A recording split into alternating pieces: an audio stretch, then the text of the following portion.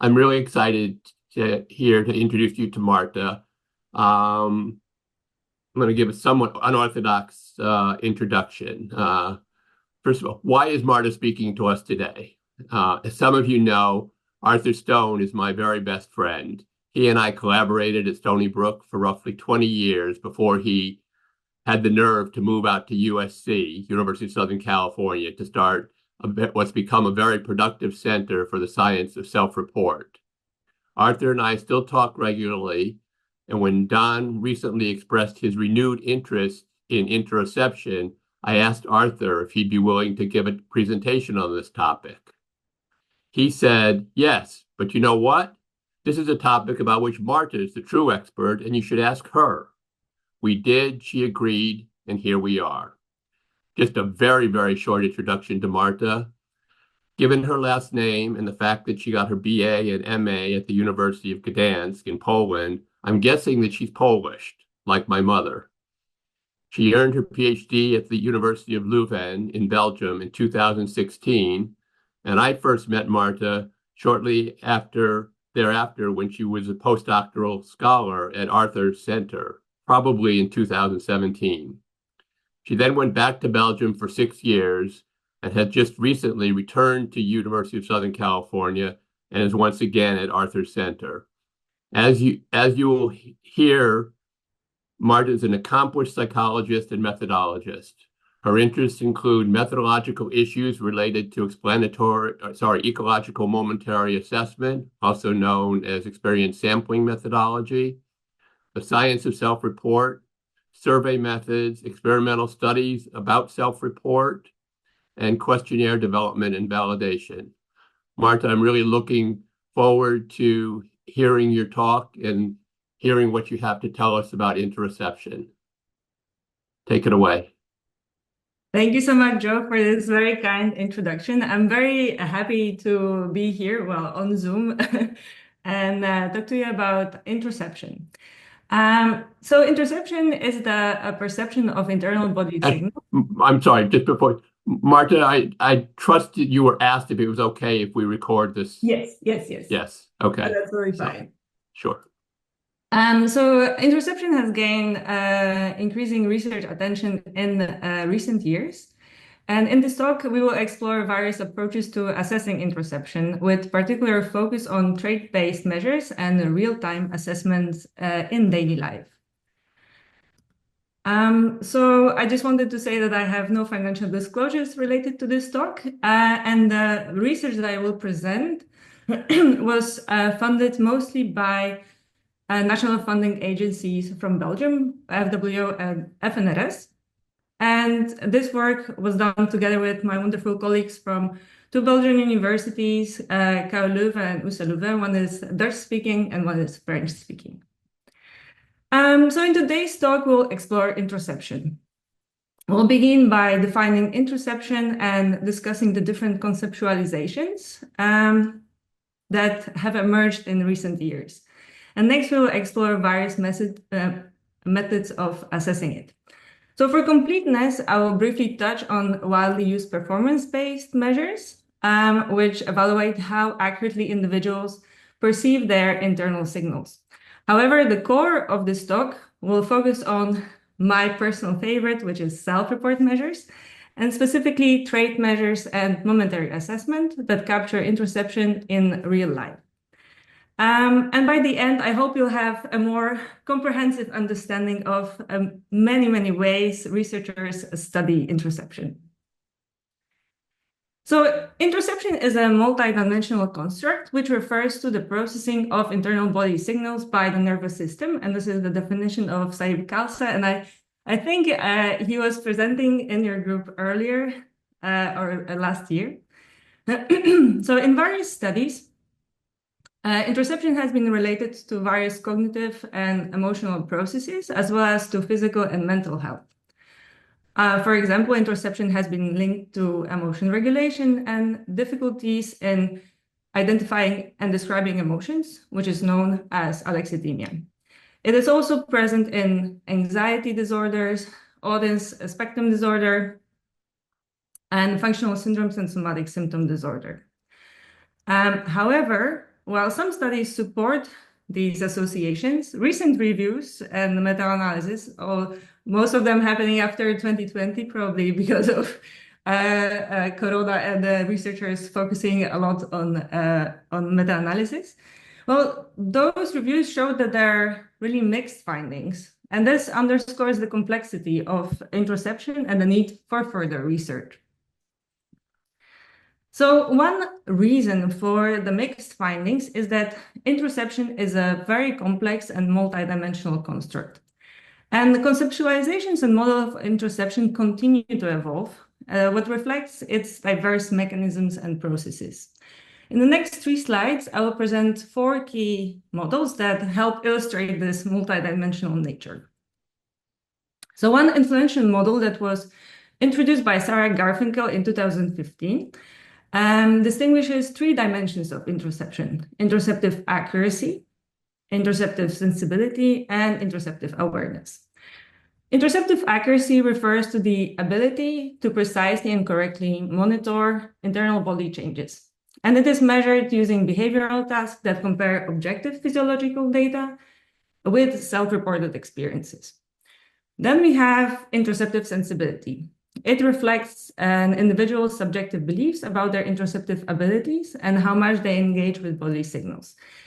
This is typically assessed through self-report questionnaires.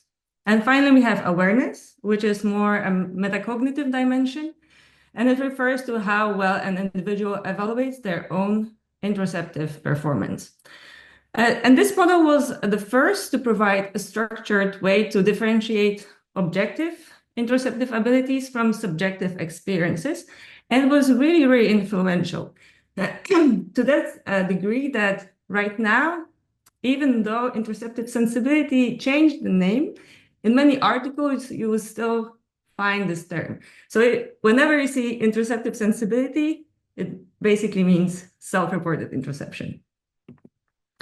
So building on Sarah Garfinkel's model, Jennifer Murphy has expanded this framework by distinguishing between 2 key aspects. We have the measurement modality, which differentiates accuracy from attention.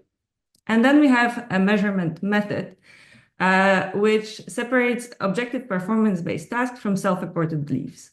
And we end with a 2x2 factorial model in which we have performance-based tasks assessing accuracy and attention, as well as self-reported beliefs about one's accuracy and attention.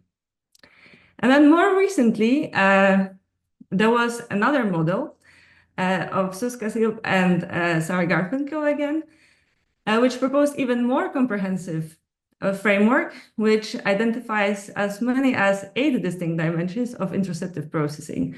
As you can see, there are many related to both physiological, cognitive, and subjective dimensions. And this demonstrates how interoception operates across multiple levels of processing. And you can see also over here that in this most recent model, we still have interoceptive accuracy.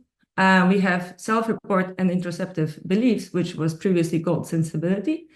And we also have interoceptive insight, which was previously called awareness. More recently, my close collaborators, Oliver de Smet and Omer van den Berg, further defined the concept of interoceptive accuracy. And they introduced a more nuanced breakdown into 3 components. Interoceptive detection, which is the ability to notice internal body states and changes. We have interoceptive correspondence, so the degree to which an individual's perceived body states align with objective physiological measurements. And we also have interoceptive estimation, so the ability to make judgments about one's internal body states or changes. So this expansion can provide a more detailed understanding of interoceptive accuracy, but still we don't have precisely defined which task can tap into those specific definitions. So as you can see right now, the models of interoception can quickly become quite complex. And for the purpose of this presentation, I will simplify things by focusing on 2 broad concepts: on interoceptive accuracy, which is typically measured using performance-based tasks, and also self-reported interoception, which is assessed using, well, self-report measures. So in parallel with the development of theoretical frameworks, there has been a surge in interest in research efforts to create novel tasks for measuring different dimensions of interoception. For instance, we had a review paper on novel measures of interoceptive accuracy, and we looked at measures that were published between 2015 and 2023. So in that review, we identified as many as 11 new cardiac interoceptive tasks, 7 new respiratory interoception tasks, and 3 gastric interoception tasks. So you can see there are many, and it's on top of all the tasks that were developed before 2015. If you're interested in exploring these measures and our recommendations in more detail, then I'll be happy to refer you to this resource. So now let's go to the core of today's discussion, and that's self-reported interoception. I'll begin by focusing on trait measures, and I'll focus specifically on those that have been most commonly used, as well as the most recent ones. As you will see, there are many, so I couldn't present all of them, it's just a selection. All right, so let's start with Body Perception Questionnaire, or BPQ. It was developed by Porge, and the subscale that is particularly relevant for interoception is the awareness subscale. And it was, since the beginning, very often used by researchers who were interested in interoception. The short form consists of, I think, 26 items. And it was developed to assess how often specific bodily stress reactions occur in organs that are regulated by autonomic nervous system. The response scale goes from never to always, and participants are asked to rate their awareness on each of the characteristics described below or to the right. And here is just a selection of items. You will see that I will present throughout the talk the items that are in each questionnaire. Well, if the question is very long, then I'll present just a selection, because very often devil is in the detail, and it's very important to look what are the actual items. I am currently based in Center for Self-Reported Science, and with amazing training from Arthur and his team, this focus on really understanding the items and how we ask questions is very, very important. So when we look at the items over here, you can see that there are items that are might be perceived as more neutral, like how fast I'm breathing, or muscle tension. But there are also some items that refer to more unpleasant nature. For example, stomach and gut pains. What is really nice about this scale is that it covers a really broad range of body systems and sensations. But if you start with the assumption that interoception is focused on neutral body sensations, then this is already introducing a bit more negative content to this measure. Another very widely used scale is Body Awareness Questionnaire, or BAQ, which was developed to assess self-reported sensitivity to normal, non-emotional body processes, such as sensitivity to internal physiological changes. It consists of 18 items, and you'll see that the items are very much different than the ones that were presented in the BPQ. So here we have, I noticed differences in the way my body reacts to various foods, or I'm always aware of changes in my energy level when I eat certain foods. There is something also related to becoming aware that you are falling sick, like I know I'm running a fever without taking my temperature. So those items are very much different from BPQ, but it also assesses body awareness. And the difference here is that they really wanted to look at those normal bodily processes that are not related to emotions.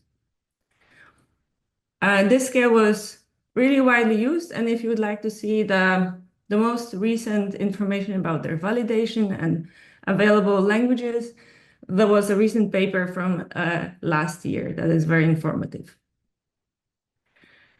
Then we go to the Maya. So Maya is another very, very widely used questionnaire. It stands for multidimensional awareness of assessment of interoceptive awareness. There are two versions, Maya and Maya 2. And it was developed to assess multiple dimensions of interoception. So first, the authors created a framework showing which dimensions of interoceptions would be interesting to research. And then they created a scale, which is a very nice way of approaching scale creation. By now, it was translated to, I think, more than 30 languages. There is a website from the authors that has all those language versions. There are either 32 or 37 items, depending on whether you use Maya or Maya 2. Maya 2 was developed because the reliability of certain subscales was a bit low, so they added a few items. Like I said, there are 8 subscales. And important thing to notice is that we don't use a total score over there. So you can also select specific subscales that you are interested in. And participants are asked to rate how often each statement applies to them in daily life. And let's go through those subscales because they differ a bit from what we've seen in BPQ and BAQ. We have subscales such as noticing, which is the most similar, I would say, to BAQ, which is the awareness of uncomfortable, comfortable, or neutral body sensations. We have non-distracting, which is a tendency not to ignore or distract oneself from sensations of pain or discomfort. Not worrying, which is tendency not to worry about those sensations. Attention regulation, which refers to the ability to sustain and control attention to body sensations. We have also emotional awareness. So that refers to the awareness of the connection between body sensations and emotional states. Self-regulation, which is ability to regulate distress by attending to body sensations. And the last two are somewhat different than the rest, which is body listening, which refers to active listening to the body for insight, and trusting, where it asks whether an individual experiences their own body as safe and trustworthy. So you can see that those scales are very much different from the previous two questions that I have shown, but it gives you the possibility to select the concept of interoception that you are mostly interested in. All right. The other two questionnaires that I would like to mention are interoceptive accuracy scale and interoceptive attention scale. Here, it all comes to the model of Jennifer Murphy that I presented earlier today, that differentiates this accuracy and attention. So we focus on the lower part, on self-reported beliefs. Interoceptive accuracy scale measures beliefs regarding one's ability to accurately perceive interoceptive signals, and the interoceptive attention scale measures the extent to which internal signals are the object of one's attention. Both scales are very similar. That's why I present them together. They both have 21 items, and the response goes from strongly disagree to strongly agree. So looking at the items, this is just a selection of items. They are adapted from one version to another so that they do make sense depending on the stem of the item. But in the interoceptive accuracy scale, the stem is I can always accurately perceive when my heart is beating fast, or when I'm hungry, or where I'm going to sneeze. In the interoceptive attention scale, the stem is most of the time my attention is focused on whether my heart is beating fast, I'm hungry, or my muscles are tired or sore. And they wanted to develop those two measures to show that maybe they are not necessarily the same thing. And this is also what they have shown in their studies. The last two trait questionnaires that I would like to mention today are the ones where I was involved in at some stage of the development of the questionnaire, mostly in the analysis part.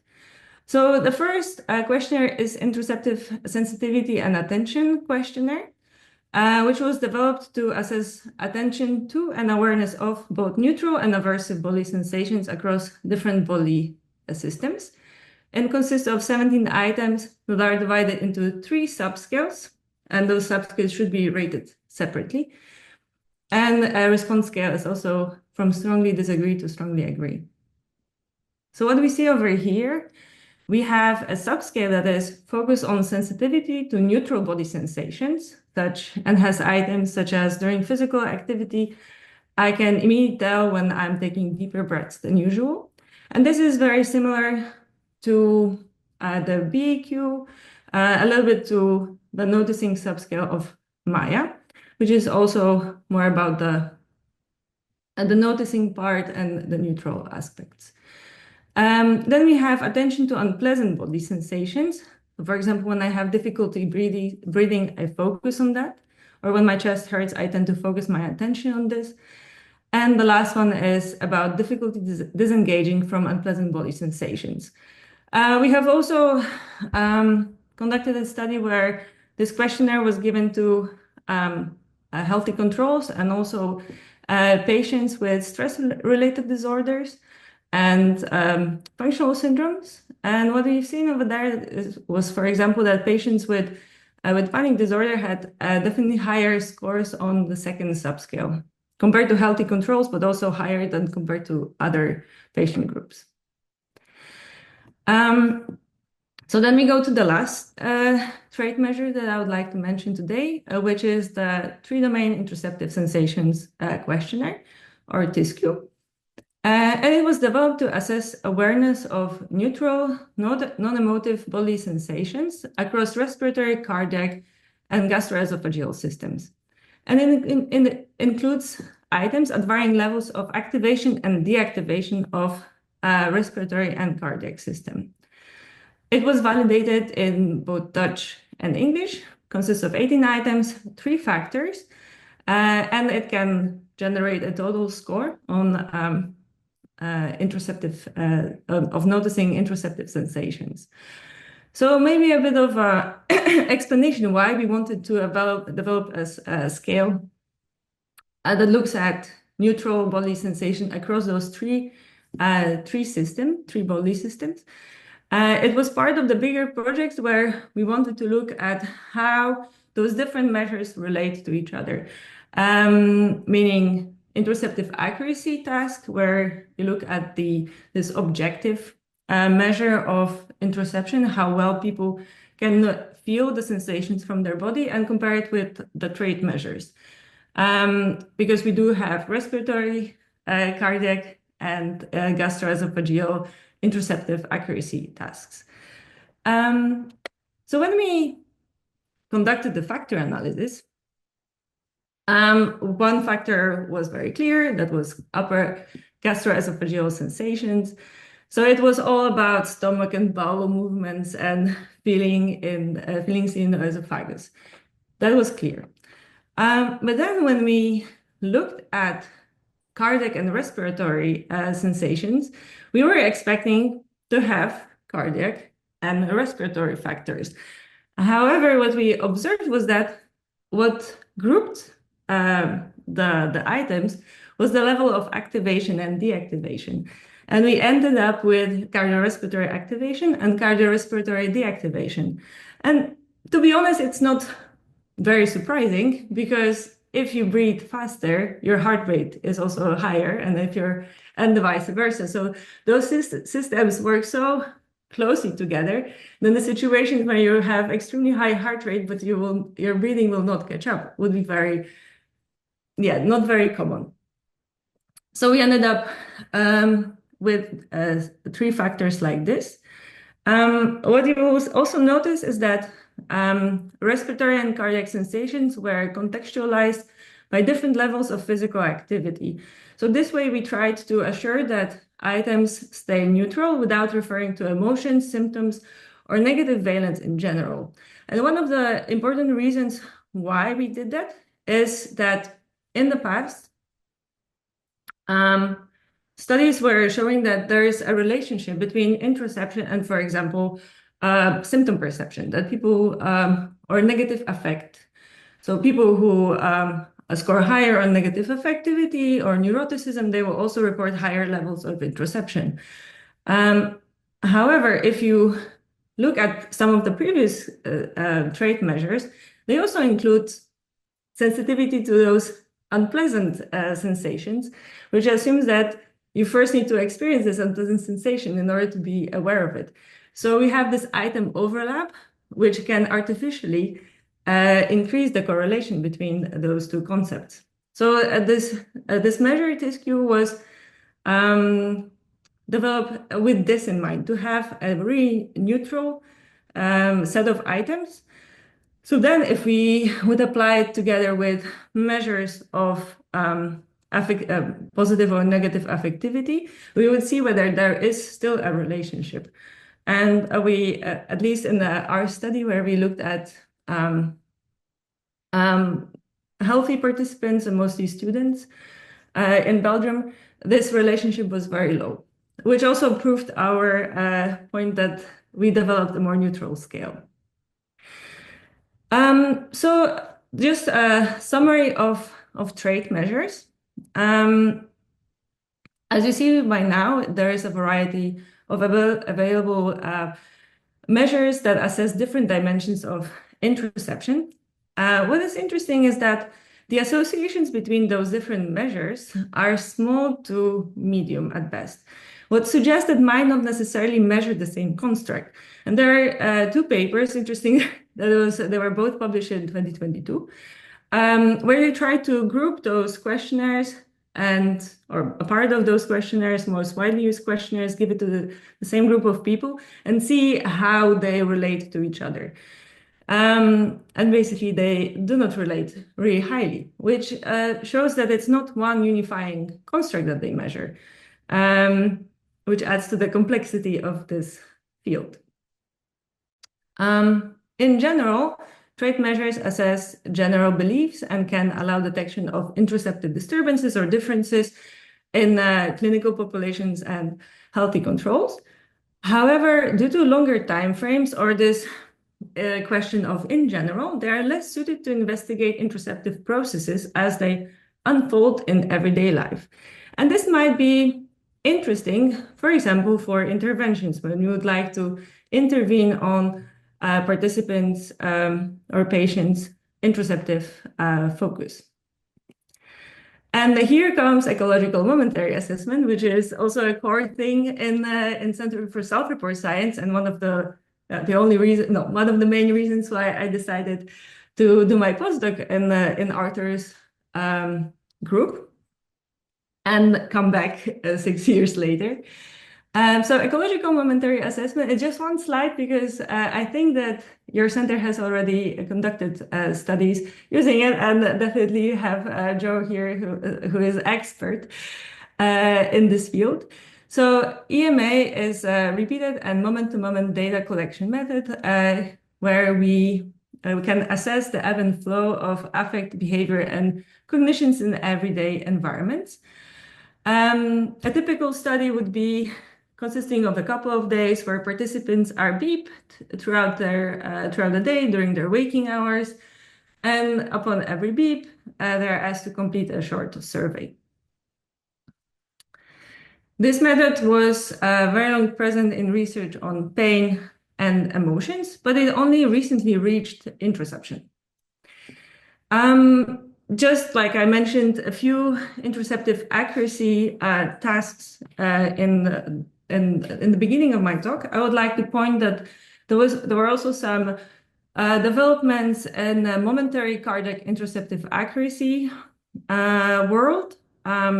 There was a task where the cardiac elevation detection task by Sonia Ponzo, where they compared self-reported estimation of heart rate, meaning participants had to say whether they have normal heart rate or higher than usual according to them. And that was compared to their actual heart rate. And we also have another task, the momentary heartbeat counting task, where participants are prompted to silently count their heartbeats for intervals of usually 25, 35, and 45 seconds. But those are small studies. I'm more interested in self-report. So I'm not sure if there were any updates in the last 2 years, but you can definitely check those out if you're interested.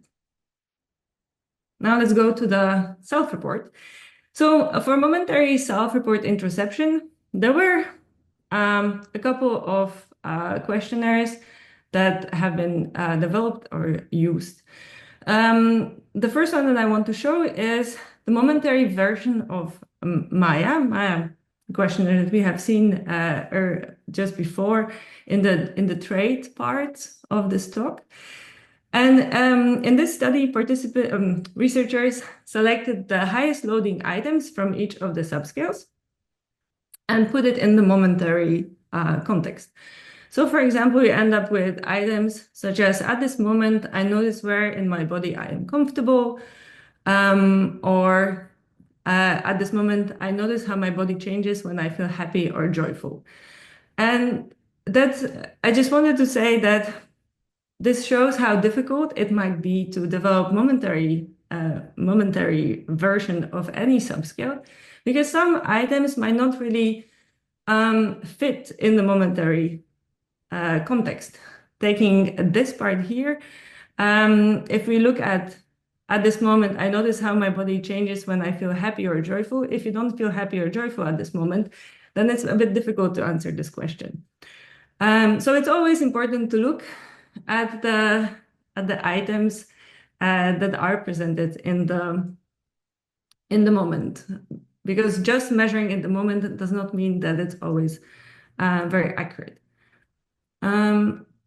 Another scale that I wanted to show is the one that was used by Ullman Jones, and it's state mindfulness of body from state mindfulness scale.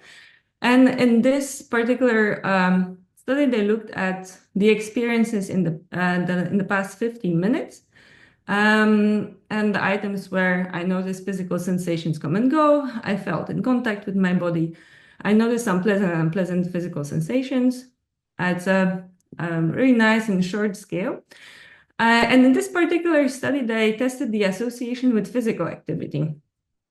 And what they found was that greater physical activity was related to higher momentary interoception, which shows that physical activity can influence interoceptive processes, also in real life. Then we go to momentary version of interoceptive attention scale that we seen just a couple of slides back. It was the scale with 21 items with different sensations. And here they ask, in the last 5 minutes, about how much of the time were you paying attention to the following body signals. So here we focus again on attention and different signals in the body, like my heart is beating fast, whether you're hungry, heart beating fast, or whether you experience different tastes. And the scale goes from none of the last 5 minutes or all of the last 5 minutes. And in this particular study, they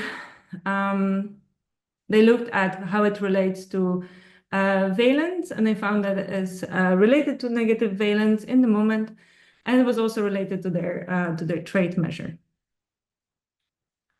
And I will the last couple of slides, I would like to present our contribution to the momentary self-report of interoception.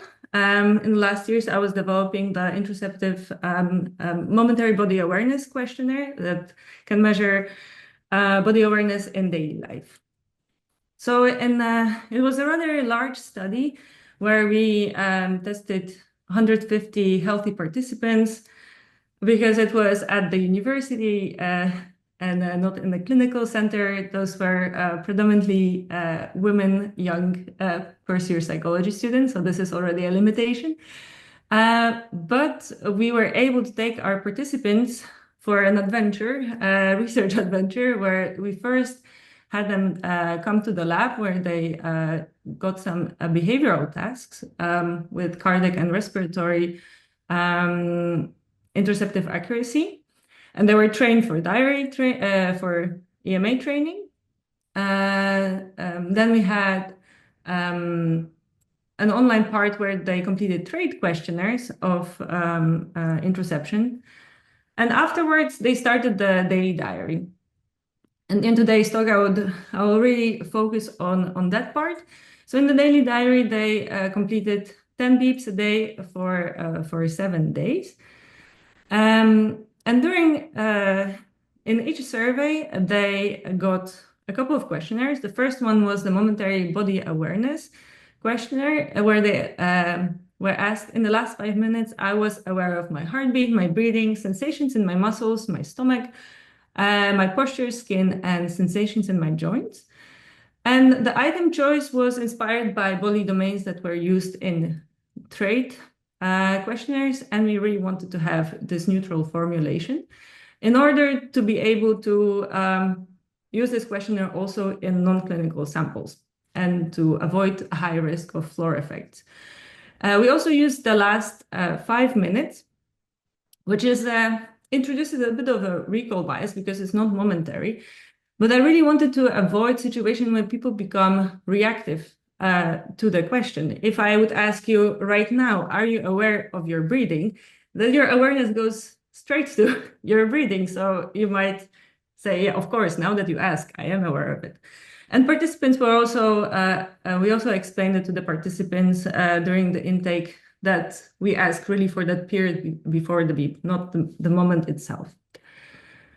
So once we had this, their attention already, awareness of their breathing already settled, I also added a question more from the exploratory perspective, which is about body noticing. And the question was, right now, I can feel my heartbeat, my breathing, and sensations in my muscles. And those items were selected because I really wanted to look at momentary approach to our questionnaire, to TISQ, where it was also about the heartbeat, the breathing, and sensation. Sorry, it's the sensation in my stomach. Sorry. And we also, in order to capture different levels of activation and deactivation of cardiorespiratory system, we had follow-up items. So we asked participants, right now my heart is beating very slowly or very fast, lightly, strongly, and my breathing is very slow, fast, shallow, and deep. And they were said that 0 is their personal baseline, what they consider as a baseline. We also asked them about their momentary affect, both negative and positive, and also about their physical activity in the last 5 minutes. So I would like to show you a few plots for a couple of participants, and you'll see here the average momentary interoception across the course of the week. And as you can see, there's both within and between person variability. I was a bit concerned whether, if we ask people about the awareness of their bodily sensations, they will be immediately, even though we had this 5-minute time frame, they would rate it 100 if you ask, now I'm aware. But you can see there is a lot of variability. There are some people who are not aware of their sensations at all, and for some that oscillate at higher levels. Here, just a few graphs, and to further show that there is also within and between person variability, looking at the individual items. So there's especially interesting for that second participant 29, when you have, for the heartbeat, they are not very aware, except for a few moments. Maybe those are the moments when their physical activity was higher. I still have to perform some proper analysis on that. But it differs from other channels.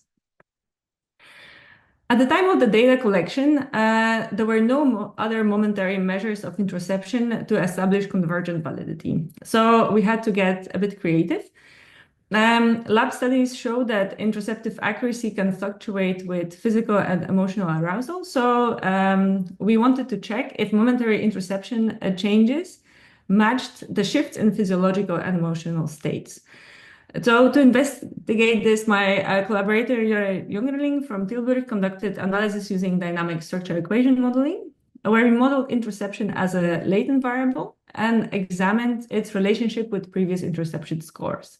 We also added physical activity as time-varying predictor, and in another model, high arousal emotions like irritation, nervousness, and stress as time-varying predictors. The results showed that current interoception was positively related to previous interoception, with about 15% of the variance being predicted. We also showed that physical activity had a positive effect on interoception, in line with our expectations. And only nervousness among those high arousal emotions showed very small relationship with interoception. However, this might be also due to the fact that our participants in general report low levels of negative emotions. For a small feasibility check, we also asked a question during the feedback survey whether it was difficult for a participant to be confronted with their own bodily sensations. And the results were rather promising, with more people saying that it was not difficult.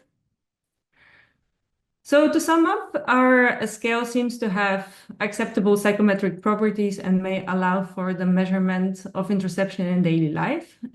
This scale has a number of advantages. It's relatively short. And because it focuses on neutral rather than aversive sensations, it can be used also in healthy samples without extremely high risk of floor effects. And on a related note, it also shows enough within and between person variability and responsiveness to factors known to affect interoception, at least what we saw in the lab. For the future work, well, validation paper is in the works as we speak. I'm working on it right now. I know that the scale was also used in Germany, and I've heard from the researchers there that preliminary findings look quite promising. In this validation paper, I'll also look at the associations with trait and performance-based measures, and I really would like to explore the effects of context. Of course, the limitations are that we use predominantly female population and healthy population, and we only focus on awareness. And as you've seen by now, we have different approaches to interoception that can include accuracy, insight, attention, interpretation of sensations. So it can be a starting point, and it would be very interesting to add some follow-up questions concerning those specific sensations that people feel. So for closing remarks for this talk, I want to say that the field of interoception is constantly evolving with new models and methods emerging at a very high rate. So sometimes it might be difficult to catch up. There are many ways to assess interoception, so it's very important to choose the right approach for your research. And if you would like to assess self-reported interoception, I highly recommend selecting a questionnaire that aligns with specific constraints that you want to measure. And since the devil is often in the details, it's really worth carefully reviewing the items to ensure that they fit your research questions. That's why I also presented those items, because I know that often we just go as researchers with the scale. We look how is it called, how it was used in previous research, whether it's validated, and then we just put it in our battery of questionnaires without really inspecting the items that are over there. And then it might be that there are certain scales, their approach to interoception might not necessarily align with your research question. And if you're particularly interested in how interoception fluctuates within individuals, or whether it's influenced by context, you might consider using momentary assessments like EMA to capture real-time experiences. And you see that by now there are already quite a few measures that you can consider. And with this, I would like to thank you for your attention. And if you have any questions, comments, you would like to collaborate, you can always find me on social media or send me a good old email. And if you would like slides with references, also send me an email. I didn't add the reference slide here. It would be far too long. And with this, I'm open to questions.